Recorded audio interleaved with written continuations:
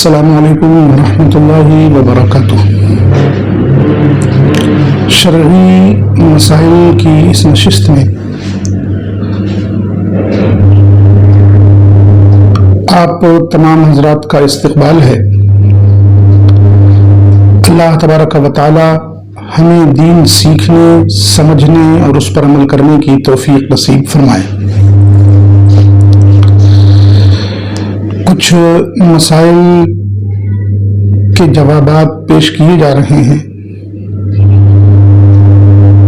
توجہ کے ساتھ سماعت فرمائیں اور عمل کرنے کی کوشش کریں۔ سید عارف صاحب ماہر ممبئی سے پوچھ رہے ہیں،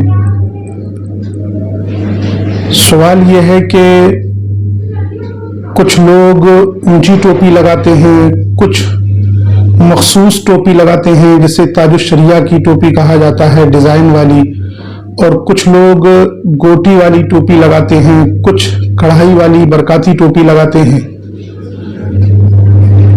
کیا ان میں سے کوئی ٹوپی علماء کے ساتھ خاص ہے؟ اور اگر کسی خاص ٹوپی کو کڑھائی والی گوٹ والی ٹوپی لگانے پر عام آدمی پر دوسرے لوگ اعتراض کرنے لگے تو ان کا اعتراض کرنا، ان کا طنز کرنا کیسا ہے؟ کچھ لوگ طنز کر رہے ہیں، ان کا طنز کرنا غلط ہے یا صحیح ہے؟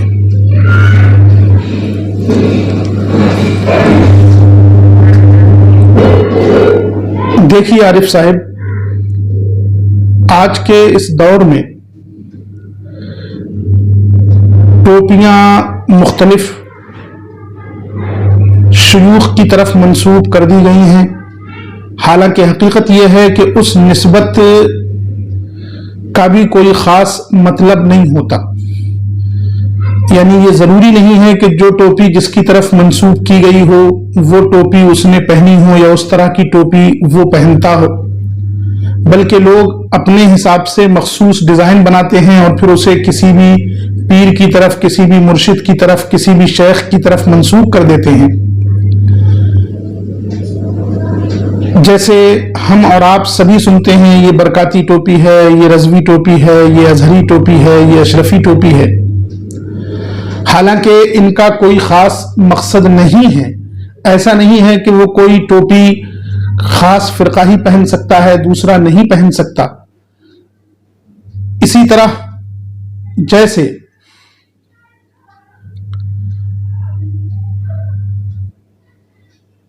لباس، جبہ وغیرہ علماء کے ساتھ خاص نہیں رہ گیا، عوام بھی اس کا استعمال کرنے لگی، سب لوگ پہننے لگے، ویسے ہی ٹوپیاں بھی اس دور میں کوئی بھی ڈیزائن یا کوئی بھی ٹوپی ایسی مخصوص نہیں ہے جو علماء کے ساتھ خاص ہو، فضلاء کے ساتھ خاص ہو، بلکہ سب لوگ ہر طرح کی ٹوپی پہن لیتے ہیں۔ حد تو یہ ہے کہ پڑھے لکھے، ان پڑھ، بلکہ جو صرف جمعہ پڑھنے کے لیے ہفتے میں آتے ہیں وہ بھی جبہ پہن کر اور اونچی ٹوپی لگا کر آ جاتے ہیں۔ لہذا اس دور میں کوئی ٹوپی، کوئی پوشاک علماء کے ساتھ اس طرح خاص نہیں رہ گئی ہے کہ اگر عوام پہنے تو ان کے لیے وہ مناسب نہ ہو، بلکہ شرعی اعتبار سے، عرفی اعتبار سے ہر ایک کے لیے ہر طرح کی ٹوپی پہننا جائز ہے۔ آپ جو چاہیں وہ ٹوپی پہن سکتے ہیں، اس پر کسی طرح کا اعتراض کرنا یا اس پر طنز کرنا، طعنہ کرنا غلط ہے۔ کسی پر تمسخر نہیں کرنا چاہیے، کسی کا مذاق نہیں اڑانا چاہیے۔ جب ٹوپیاں مخصوص نہیں ہیں کسی خاص فرقے کے ساتھ یا کچھ خاص لوگوں کے ساتھ، تو پھر اب جس کا جی چاہے وہ ٹوپی پہن لے۔ یہ یاد رکھیے کہ ٹوپی لگانا رسول کریم صلی اللہ تعالی علیہ وسلم کی سنت ہے، یہ حدیث صحیح سے ثابت ہے۔ اب آپ کو کس طرح کی ٹوپی لگانی ہے یہ آپ سمجھیے، دوسرے کو کس طرح کی ٹوپی لگانی ہے وہ اس کی مرضی پر منحصر ہے، اسے اس کے حساب سے چلنے دیجئے۔ آپ اپنی مرضی کے حساب سے ٹوپی لگائیے جو آپ کا دل چاہے۔ آج کے اس دور میں کوئی ٹوپی علماء کے ساتھ خاص نہیں رہ گئی، سب لوگ استعمال کر سکتے ہیں اور استعمال کرتے ہیں، لہذا طنز کرنے والوں کا طنز کرنا غلط ہے۔ ایک اور سوال آیا ہے،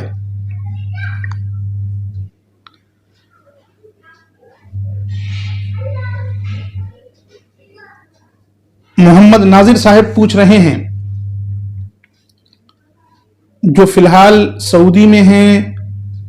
سوال یہ ہے کہ ایک شخص نے لاٹری کھیلی اور لاٹری میں اس کا انعام نکل آیا, اس نے پیسے جیت لیے 50,000 روپے. اس کے دوستوں نے اس پر خوش ہو کر خوشی ظاہر کرتے ہوئے اس سے مٹھائی کھلانے کے لیے کہا کہ تم مٹھائی کھلاؤ, تم اتنا بڑا انعام جیتے ہو, اتنے پیسے جیتے ہو. تو اس نے اپنی جیب سے نکال کر 300 روپے دیے, اس کی مٹھائی آئی اور سب لوگوں نے مٹھائی کھائی. یہ مٹھائی کھانا اس سے کیسا ہے؟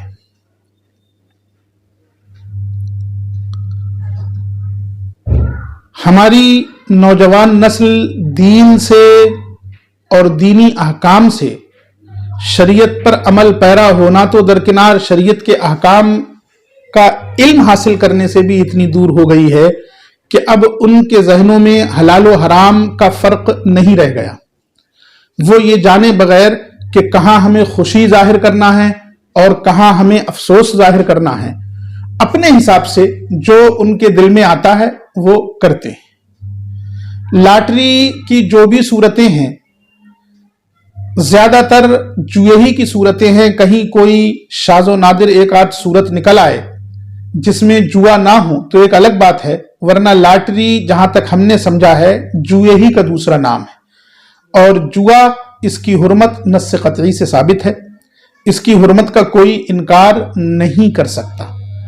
جو چیزیں حرام ہیں ہمیں خود بھی ان سے دور رہنا ہے, اور ہمارے اوپر یہ بھی واجب ہے کہ اگر کسی کو حرام کاری میں گرفتار دیکھیں تو ہم اس کو روکیں.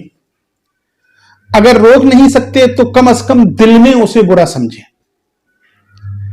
اس کے باوجود ہم نے روکا بھی نہیں اور دل میں بھی برا نہیں سمجھا, بلکہ اس کام پر خوش ہو کر, اس نے جوا کھیلا اور جوئے میں وہ پیسہ جیت گیا تو خوش ہو کر ہم نے اس سے مٹھائی کھانے کا مطالبہ کیا.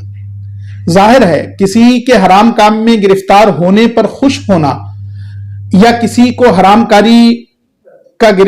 کاری کا شکار دیکھنے کے بعد بھی ہم اس پر خاموش رہیں اور خوشی کا اظہار کریں, یہ خود اپنے آپ میں ناجائز و حرام ہے. اس لیے کہ وہ حرام کام میں گرفتار ہے, اگر حرام کام میں اس کا ظاہری طور پر فائدہ ہوا ہے تب بھی ہمیں یہ سمجھانا چاہیے کہ یہ مال خبیث ہے, اس کو تم فائدہ مت سمجھو. بجائے اس کے ہم اپنا فرض منصبی بھولتے ہوئے اس سے مٹھائی کھانے کا مطالبہ کریں یا اس سے مٹھائی کھانے کی ڈیمانڈ کریں اور پھر اس سے مٹھائی کھائیں. اللہ تبارک و تعالی ہماری ان نوجوان نسلوں پر رحم فرمائے اور ان کو شریعت سے قریب تر فرمائے کہ یہ شرعی احکام کو جاننے کی کوشش کریں اور یہ بھی سمجھنے کی کوشش کریں کہ ہمیں کہاں خوش ہونا ہے اور کہاں افسوس ظاہر کرنا ہے. صرف دنیاوی فائدوں کو دیکھتے ہی ہمیں خوش نہیں ہونا ہے, بلکہ یہ بھی دیکھنا ہے کہ شرعی اعتبار سے اس مال کی کیا حیثیت ہے, اس فائدے کی کیا حیثیت ہے. جب تک یہ چیز نہیں معلوم ہوگی تب تک ہم اس طرح کی حرکتوں سے نہیں بچ سکتے. اس بات پر تو اپنے ساتھی کو ملامت کرنا چاہیے تھی کہ تم نے کیوں کھیلی, بجائے اس کے اس کام پر انہوں نے خوشی کا اظہار کیا. ظاہر ہے یہ غلط ہے, جو کسی طرح بھی ان کے لیے جائز نہیں ہو سکتا. کسی حرام کام پر خوش ہو کر مٹھائی کھانا یا کھلانا, تقسیم کرنا, یہ سب اسی زمرے میں آئیں گے. کسی طرح بھی یہ فعل ان کے لیے جائز نہیں ہو سکتا. ایک اور سوال ہے جو محمد محسن اشرفی نے پوچھا ہے.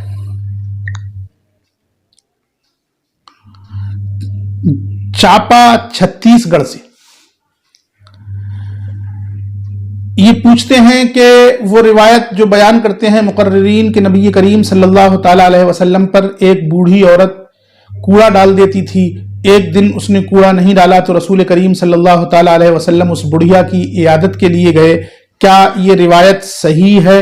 اللہ کے رسول صلی اللہ تعالیٰ علیہ وسلم کے اخلاق عظیمہ کا بیان کرتے ہوئے لوگ اس واقعے کو بیان کرتے ہیں۔ محسن صاحب، آپ کے سوال کا جواب یہ ہے کہ یہ روایت احادیث کی کتابوں میں نہیں ملتی اور یہ روایت موضوع ہے۔ صرف یہی نہیں بلکہ اس طرح کی اور بھی موضوع روایتیں ہمارے یہاں جلسوں میں رائج ہیں، عام طور سے مقررین ان کو بیان کر دیتے ہیں بغیر یہ تحقیق کیے ہوئے کہ یہ موضوع ہے، ضعیف ہے۔ اس تحقیق میں جائے بغیر وہ اس طرح کی روایتیں بیان کر دیتے ہیں اور عوام یہ سمجھتی ہے کہ یہ حدیث ہے۔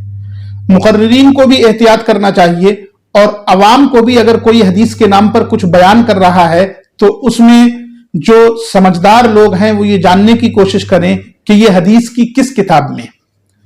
آج کل ہمارے یہاں جلسوں کا معیار یہ ہو گیا ہے کہ جس کے دل میں جو آتا ہے وہ حدیث کے نام پر پیش کر دیتا ہے۔